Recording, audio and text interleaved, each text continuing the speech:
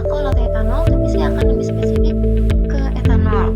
Nah, ini materi dari mata kuliah Manajemen Kegunaan dan Perencanaan Desain.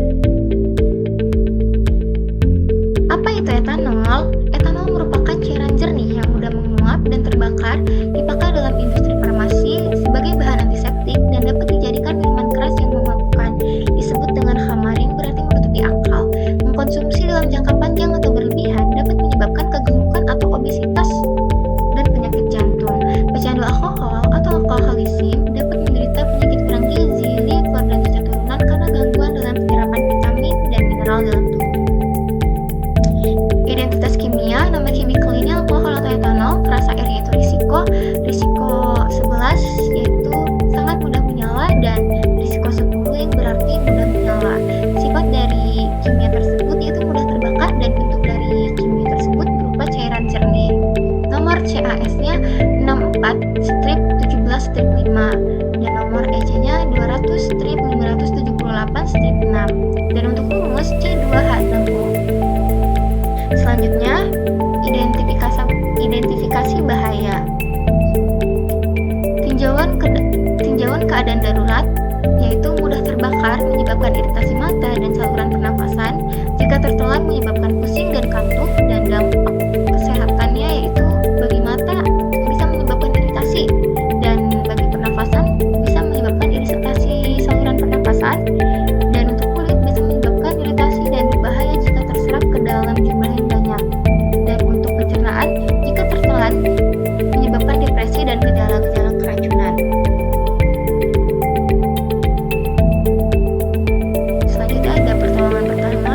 Jika terkena mata, bilas segera dengan air yang banyak minimal 15 menit. Cari pertolongan medis jika terjadi iritasi. Lalu jika terkena kulit, bilas menggunakan air yang banyak, pisahkan pakaian yang terkontaminasi, cuci pakaian sebelum digunakan kembali. Dan yang ketiga ada pernapasan, yaitu pindahkan korban ke tempat yang berudara segar, lalu cari pertolongan medis. Pencernaan, jika bahan tertelan dengan jumlah banyak, segera cari pertolongan medis.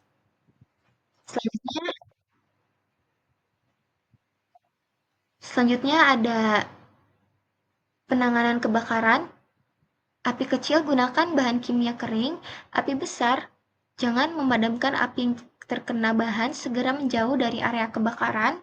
Dan yang terakhir, pakaian, yaitu pelindung pemadam kebakaran, harus memakai pelindung serta alat pernapasan yang sesuai.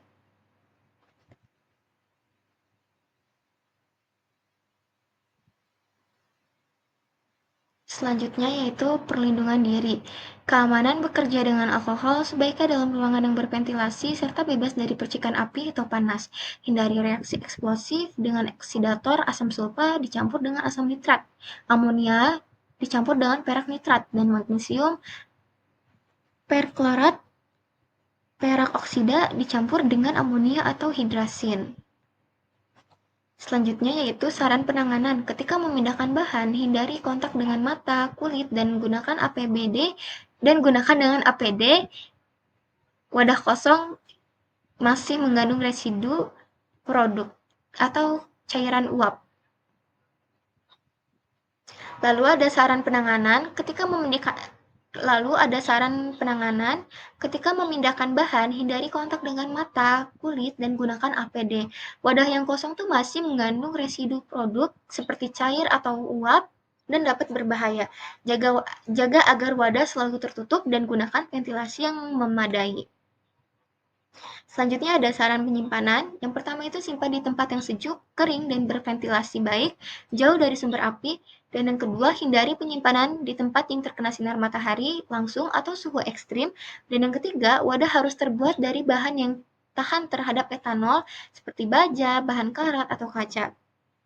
Dan yang keempat, selalu patuhi peraturan regional dan nasional terkait penyimpanan bahan kimia yang mudah terbakar. Selanjutnya ada stabilitas dan reaktivitas. Yang pertama, kestabilan dan reaktivitas itu stabil. Dan yang kedua, kondisi yang harus dihindari yaitu suhu tinggi. Dan yang ketiga, bahan yang harus dihindari yaitu bahan yang teroksidasi seperti asam nitrat dan asam sulfa. Selanjutnya ada informasi toksologi. Yang pertama, efek akut terjadi pada iritasi mata, mual, pusing, sakit kepala. Dan efek Dan efek kronis yaitu kerusakan hati, reproduksi, efek teratogenik, dan karsinogen. Dan yang ketiga ada organ target yaitu mata, kulit, sistem saraf pusat, hati, sistem reproduksi. Lalu ada informasi ekologi, konsentrasi etanol yang tinggi di dalam air dapat menyebabkan kematian ikan dan organisme air lainnya. Lalu ini referensinya, dan terima kasih untuk presentasi kali ini. Wassalamualaikum warahmatullahi wabarakatuh.